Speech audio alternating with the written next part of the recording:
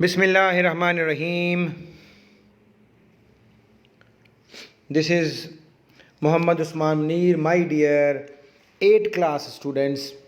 I hope so you will be fantastic, fine and fabulous by the grace of Allah Almighty.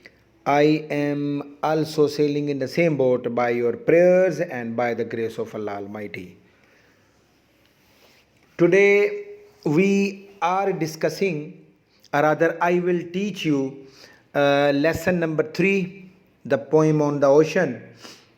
Let me tell you people, I will explain it to you all in a detailed manner. Number 1. Number 2, I'll give you its translation. I'll make you understand what is in the poem so that we may solve its exercise and question answer and glossary as well. Number 4, I will give you its synonyms as well. Or number 5, I will answer some block questions. जो डब्बों में सवाल हैं मैं इंशाअल्लाह ताला उनके भी जवाब देने की पूरी कोशिश करूँगा. करना क्या है, हमेशा की तरह I have always been saying, take your pencils, take your registers and sit down. Physically you are here, but I want you people mentally with me. If you are mentally with me, I can assure you the result will be 100%. Okay? Here is the poem on your screen on the ocean, समंदर में.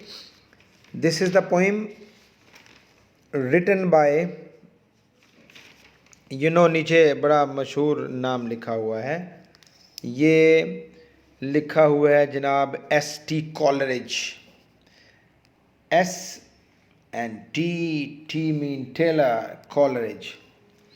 तो इससे पहले कि हम इस poem को पढ़ें तो मैं हमेशा, मेरी आदत है तो मैं बच्चों को थोड़ा सा इसके बारे में बताया करता हूँ कि what is in the poem, what is about the poet. भाई हमें इसके पहले कि हम इसको पढ़ें तो पता होना चाहिए ना कि ये पोइट क्या था, कौन था, what he has been doing in his life, और पोएम में क्या है.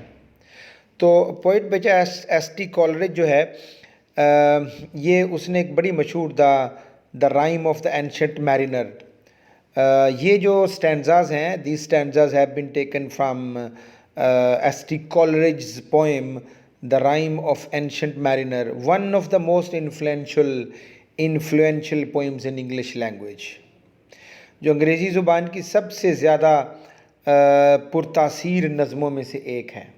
This is one of the most influential, keep in mind. Okay. फिर ये जो कॉलरिज है ये 1772 से लेकर 1834 तक इसका पीरियड है बच्चों. ये एक शायर भी था, ये नकाद भी था, he was critic as well and philosopher भी था. शायर भी था, क्रिटिक भी था, फिलोसफर भी था. और जो इसका शायराना कलाम है the rime of the ancient mariner और कुबला खान, जब मैं बीए को पढ़ाता हूँ तो उसमें ये कुबला खान पोएम है. ये बहुत ही well renowned and well known poems ever. लिहाजा हम कह सकते हैं कि ये जो हम स्टडी कर रहे हैं, इस पोएम को जो हम पढ़ रहे हैं, ये एक बहुत ही काबिल शायर की लिखी हुई पोएम है. अब इस पोएम में क्या है, मैंने पहले ही आपको बताया कि the rime of the ancient mariner, ये these stanzas have been taken from his poem and that is one of the most influential poem, ये भी आपको बताया. और ये जो पोएम है बेटा, this poem is about an old seller who narrates the long story about the voyage in which his entire crew was killed. ये नज़म एक बूढ़े मल्लाह के बारे में है जो अपने सफ़र की लंबी दास्तान सुनाता है जिसमें उसका तमाम अमला मारा जाता है. और in the given stanzas the narrator explains the hardships and the dangers that they encountered during the sea voyage. तो बेसिकली ये जो 3-4 स्टैंजाज उसने लिए हैं, इन बंदों में वो अपनी मुश्किलात और ख़तरात के बारे में बताता है जो बहरी सफ़र यानी सी वॉयज होता है, जो बहरी सफ़र के दौरान उन्हें पेश आए। This is what the concept regarding the poet and the poem I have given you. तो अब बेटा इसकी पोएम जो है उसकी रीडिंग पे आ जाएं। All in a hot and copper sky, गर्म और तांबे की तरह देखते हुए आसमान पर। कॉपर मीन तांबे की तरह, तांबे जैसा आसमान, स्काई आसमान। The bloody sun at noon, the bloody sun at noon, bloody होता है खून जैसा, जिसको आप सुर्ख कह सकते हैं। एट नून का मतलब है दोपहर पर। दोपहर के वक्त खून जैसे सुर्ख सूरज का हाल ये था। दोपहर के वक्त खून जैसे सुर्ख सूरज का हाल ये था। Right up above the mast did stand, right up and, right का मतलब एंड सीधा, अप मीन ऊपर होता है, अबव भी ऊपर को ही कहते हैं मास्ट मस्तोल को कहते हैं। और स्टैंड खड़ा था, यानी कश्ती के मस्तौल के एन ऊपर खड़ा चमक रहा था। सूरज की बात हो रही है, ब्लडी सन की बात हो रही है, यानी कश्ती के मस्तौल के एन ऊपर खड़ा चमक रहा था। No bigger than the moon, bigger का मतलब बड़ा। इस वक्त ये चांद से ज़्यादा बड़ा नज़र नहीं आ रहा था, यानी इस वक्त ये सूरज चांद से ज़्यादा बड़ा नहीं था। Okay, this is the stanza number 1 we did. Come to the question, block question, what do you understand by the copper sky? तांबे जैसे आसमान से क्या मुराद है? It means that the sky was just like the colour of the copper. तो बेटा इसका मतलब ये है कि आसमान का रंग बिल्कुल तांबे जैसा हो गया था, ये इसका मतलब है। It means that the sky was just like the colour of the copper. Okay, come to stanza number 2। Day after day, day after day, दिन के बाद दिन गुजरते गए। We stuck no breath, we stuck no breath no motion, हम एक ही जगह जमे खड़े थे। वी स्टक, वी स्टक हम चिमटे रहे, हम खड़े रहे, हम जमे रहे। This is a verb. Bin breath, we stuck nor breath nor motion. Breath का मतलब हवा।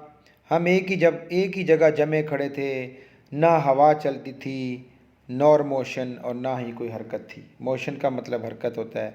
We stuck nor breath nor motion, हम एक ही जगह खड़े रहे, ना कोई हवा थी और ना कोई हरकत थी। As idle as a painted ship, as idle as a painted ship. और आइडल का मतलब साकन, साकन। एज का मतलब जितना, पेंटेड का मतलब तस्वीर करदा, यानी जिसकी तस्वीर बनाई गई हो। शिप का मतलब जहाज़। हम ऐसे बेहसो हरकत खड़े थे, एस आइडल, हम ऐसे साकन खड़े थे जैसे तस्वीर में बनाया हुआ कोई जहाज़ हो। आप बताएं, जब आप एक पिक्चर बनाते हैं किसी जहाज़ की, एक किसी पेज के ऊपर, तो वुड यू टेल मी क्या वो मूव करता है? तो वो इसकी एग्जांपल वो इसी तरह ही दे रहा है कि हम इसी तरह साकन खड़े थे जैसे कोई जहाज़ तस्वीर में बनाया गया हो। Upon a painted ocean, upon a painted ocean, किसी तस्वीर में बनाए हुए समंदर पर। ओके, ओशन मीन समंदर। Here we have another question, how does the poet describe motionlessness? Motionlessness होता है बेहिसो हरकत, यानी शायर जो है वो बेहिसो हरकत कैफियत को कैसे बयान करता है? The poet describes, its answer is, the poet describes motionlessness as shown in a picture painted shape which is laboring on a painted sea। शायर इस कैफियत को ऐसे बयान करता है जैसे किसी तस्वीर में एक जहाज़ समंदर में बंदरगाह पर खड़ा हुआ हो या लंगर अंदाज हुआ हो। ओके, आगे समझ। Come to stanza number 3। Water water everywhere, हर तरफ पानी ही पानी नज़र आता था। And all the boards did shrink, और ऑल द बोर्ड्स, बोर्ड्स का मतलब तख्ते, श्रंक का मतलब सुकड़ गए थे, all the boat did shrink, rather shrink, shrink का मतलब शुक्र गए थे, सुकड़ गए थे, श्रिंक वर्ब की फर्स्ट फॉर्म है। और कश्ती के तमाम तख्ते सुकड़ गए थे, वाटर वाटर एवरीवेयर, हर तरफ पानी ही पानी था, but not a drop to drink, but not a drop to drink, लेकिन पीने के लिए एक कतरा भी नहीं था। Okay, here was the stanza number 3. So we read stanza number 1, 2 and 3. I have told you each and everything. I have told you the translation, its questions, and come to question number 3. Why there is not a single drop of water to drink? वहाँ पर पीने के लिए पानी का एक कतरा क्यों नहीं था? Since everything on the board had shrunk due to the heat of the sun, so there was no water to drink on the board of the ship. चूँकि शदीद गर्मी की वजह से हर चीज़ खुश्क होकर सुकड़ गई थी, लिहाजा पीने के लिए पानी का एक कतरा भी नहीं था। तो इसके आंसर की समझ आ गई? चूँकि everything all the boards did shrink, और हर चीज़ जो थी वो सुकड़ कर खुश्क होकर सुकड़ गई थी। ये थे बेटा आपकी पोएम और इसके तीनों स्टैंजाज, और we did all the 3 questions as well.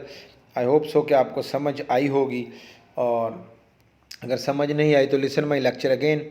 Home assignment में आ जाएं, लेक्चर मेरा सुनना है, उसको अंडरस्टैंड करना है, और फिर बेटा इसको लिखने की कोशिश करनी है, स्पेशली द डिफ़िकल्ट वर्ड्स। लिखने के बाद फिर मैं लेक्चर सुने and match where you are wrong, where you are committing mistakes, और फिर मिस्टेक्स को आप अपनी को ठीक करें, और ये इसी तरह ही ठीक हो सकती हैं कि when you keep on practicing. So keep on practicing my dear Supremians, keep on practicing, and last one, keep on practicing. Everything will be okay and fine. So here I want to thank you people for being with me. God bless you, stay blessed at home, and do whatever we are teaching you. Do not put off till tomorrow. A quotation I can tell it to you all. Do not put off till tomorrow what you can do today. This is my message to all of you staying at home. आज का काम बेटा कल पर नहीं छोड़ना, फिर इस तरह आप मैनेज करते रहेंगे तो आपके लिए परेशानी लेटर ऑन नहीं होगी. So God bless you. खुदा हाफिज़. Till next video.